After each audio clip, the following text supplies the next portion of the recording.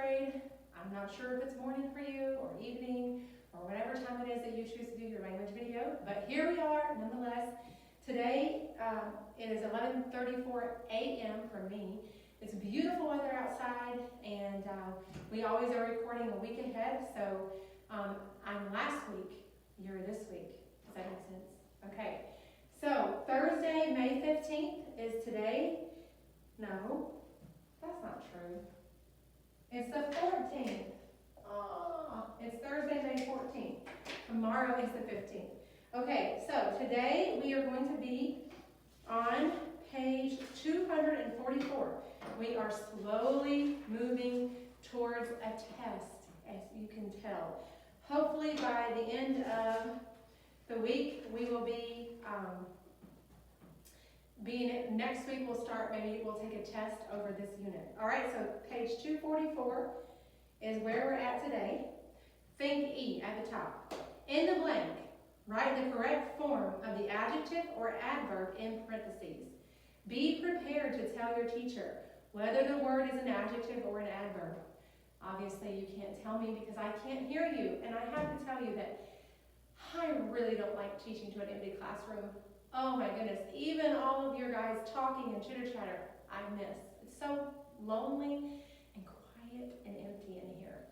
I just went around and cleaned all of my desktops, so I'm getting ready for next school year for you guys, so they are going to be sanitary, okay? All right, so number one, let's look at number one.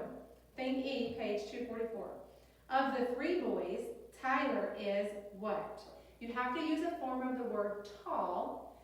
Now remember, how many boys are there in the sentence? 3. Remember what you have to use when you have a superlative degree. Is it ER or EST? Is it most or more? That's what we're talking about here. So, of the three boys, Tyler is what? Is tallest. Tyler is tallest of the three boys. Is that word an adjective or is it an adverb? Tallest. It is an adjective describing Tyler is tallest. Tallest Tyler, describing the subject. Number 2, which of these two dresses is blank? A form of the word pretty.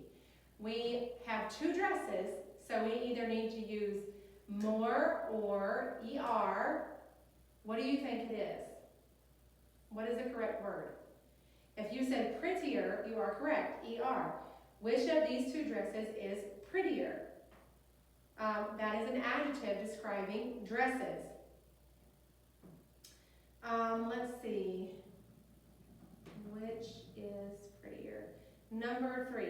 Nathan plays the guitar, blank than David. The word in parentheses is well. This is an irregularly formed one of these words. So if you need to look, we had this yesterday or the day before, page 238, the bottom of the blue box. How do you form the positive comparative superlative of well?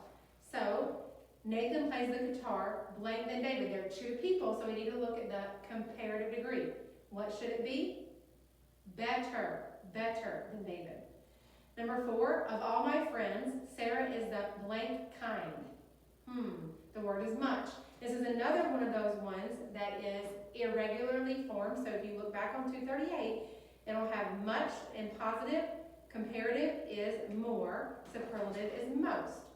So of all my friends, is that only 2 or is that, we don't know, a lot, right? So it's the superlative degree, so it's most kind. And number 5, who was hurt blank, James or Katie? Who was hurt blank, James or Katie? This is also on that irregularly formed, all these words in the degrees of comparison. So there's comparing to, and we have the word badly. So which one is it? It's worse. So who was hurt worse, James or Kate? Okay, so if you need to review the degrees of comparison, then turn back to page 238 and review that, okay? Let's do think F. Underline each prepositional phrase. On each line, write ADJ if the phrase is an adjective, or write ADV if the phrase is an adverb. This is the same type thing that we did a couple days ago. Remember how we tell the difference between phrases. Ask our questions pertaining to adjective, adverb, Then see what it's modifying. Try different words in front of the phrase to see what makes sense. Number one, good sportsmanship is important on the basketball court. First of all, we need to identify the phrase, the prepositional phrase. Go ahead and do that. If you underline on the basketball court, you are correct. All right, now what kind of phrase is it? Well, let's find a subject and verb. Is a verb.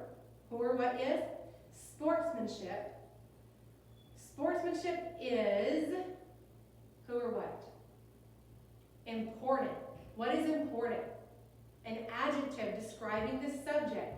Important sportsmanship. On the basketball court. Where is it important? On the basketball court.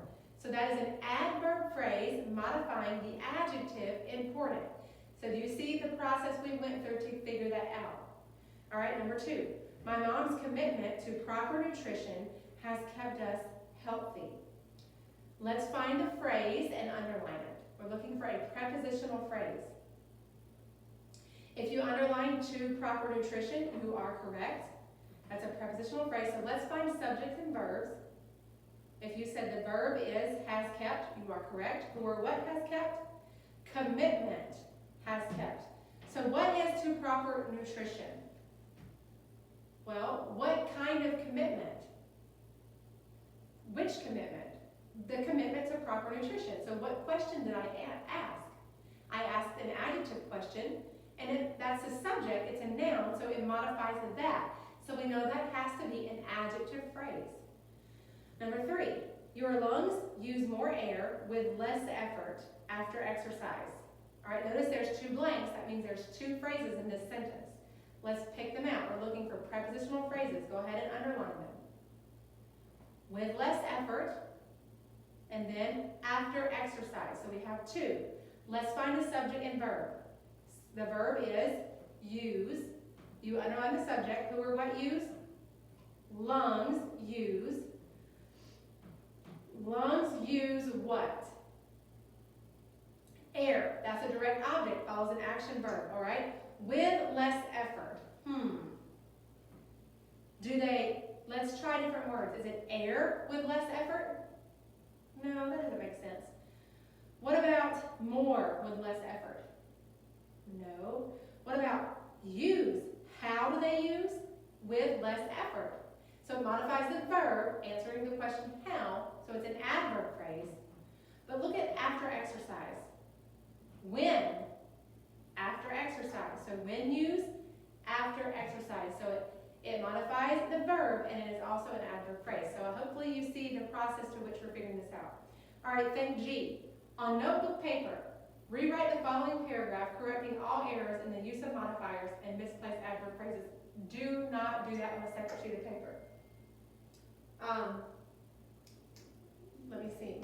Mr. Hun just asked me if we have toilet paper at home. That's funny, right? I know a lot of you are like, why are people buying toilet paper? So I need to tell him that we're actually running out. So if he sees it, he needs to get it. Hopefully you guys are doing well in the way of toilet paper. Let me respond to here. That's a very important question, right? Okay, so do not do this on a separate sheet of paper. Think G. Just make the corrections right here in your book, okay? Yesterday, on my way home from school, I found a dog that was hurt bad. We passed one error in that sentence. What do you think it is? If you crossed out bad and put badly, you are correct. We need an adverb. How was he hurt? Badly. All right, let's look at the next one. His leg was caught in the neighbor's fence on a nail. Is the fence on a nail? Nope. So we need a circle on a nail and then draw an arrow to where it belongs, which is where? After the word caught. All right, next sentence. I called for my dad to come quick, and together we freed the dog's leg. There's one error. I called for my dad to come how? Quickly. We need an adverb, not an adjective. So change quick to quickly. And then last sentence, I can now see him running down the street from my window. He's running from your window down the street. No, that doesn't make sense.